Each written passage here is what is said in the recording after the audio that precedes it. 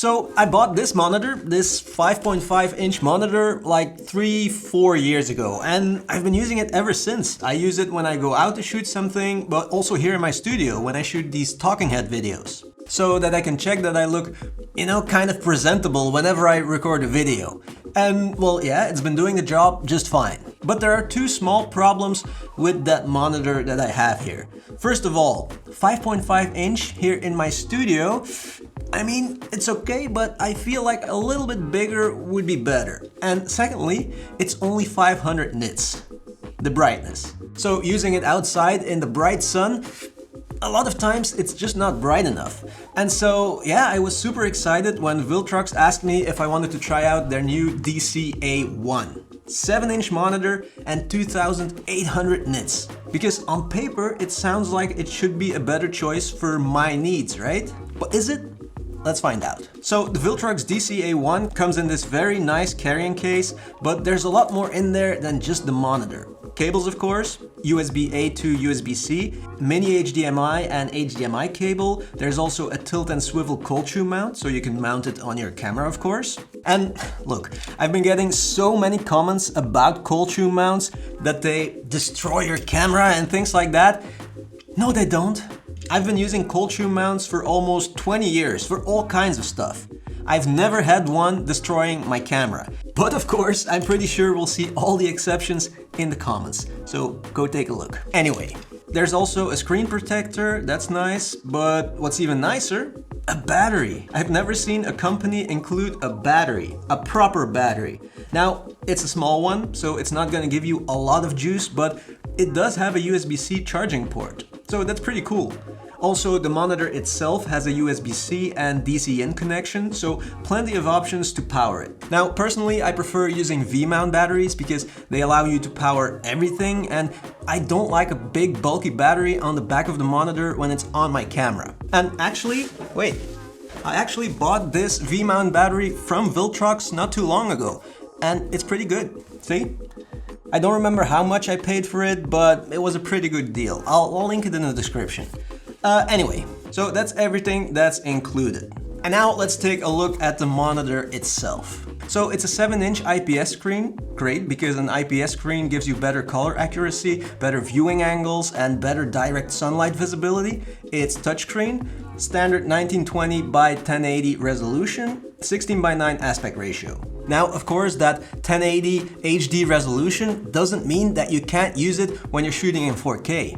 Pretty much every monitor has a 1080 resolution, even when it says 4K on the monitor itself. That just means that it can handle a 4K signal from your camera, but what you see on the monitor is still a 1080 image, you know? And I always have my HDMI output on my camera set to 1080 anyway, like most people. Even when I shoot in 4K 120, which is no problem with this monitor. And if you would set the HDMI output higher, 2K for example, it also works, but you'll just see a 2K image on a 1080 screen. I know it's a bit confusing, but bottom line is that you can shoot in any frame rate and any resolution with this monitor. And the brightness is 2800 nits, so a whole lot brighter than the 500 nits I've been using for years. And it shows, because in direct sunlight or in very bright conditions, the visibility is absolutely great.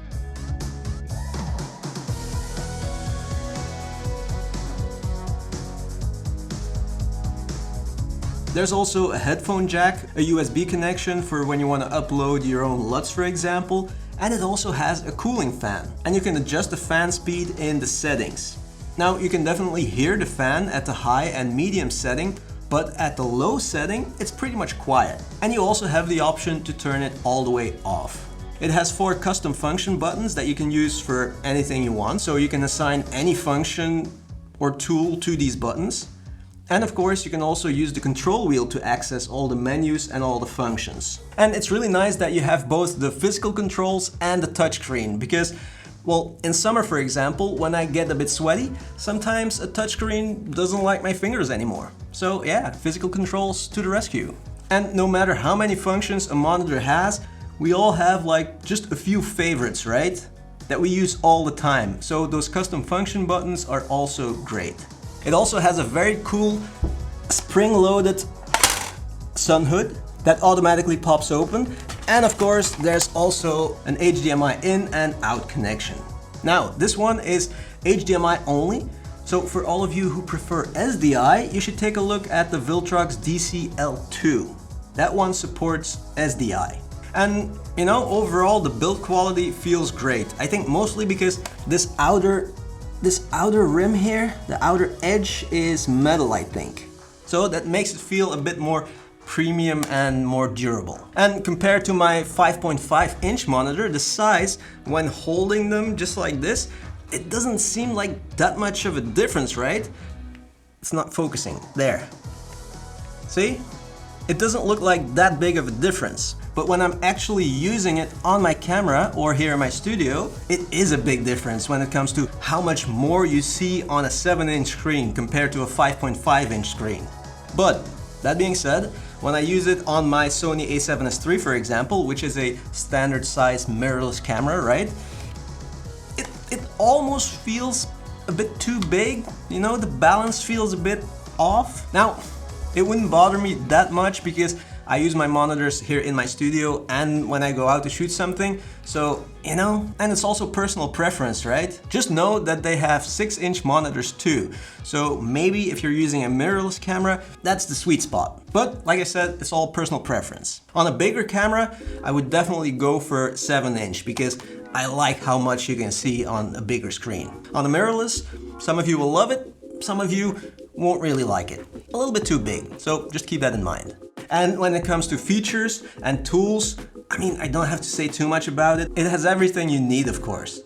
The basics like zebras, false color, focus peaking, all kinds of markers, but also every possible anamorphic squeeze factor, vector scope, histograms, full waveform, more than you'll ever use. Like I said, we usually have a few favorites that we use, right? And you can also upload your own LUTs, adjust volume and brightness just by swiping over the screen, the left side or the right side, and pinch to zoom. So, I mean, it has everything that you need. But is it worth it? Ultra bright and 7-inch. Well, in my opinion, when you shoot outside a lot in bright conditions, bright sunlight, it's definitely worth it. Especially if right now you have something that's below 1000 nits. 2800 like you won't believe what you see. And honestly, I haven't seen many 7-inch 2800 nits monitors for this price yet. Usually they're at least $100 more expensive. Now, does that mean that you should definitely buy this one? No, of course not. I'm just showing you this one, and always do your own research. Maybe there's other options that suit your needs better, you know? I'm just showing you stuff. I'm not selling you stuff. All I can say is that if you're looking for an ultra bright, big 7-inch monitor, this is a great option. Thank you so much for watching, and see you in the next one.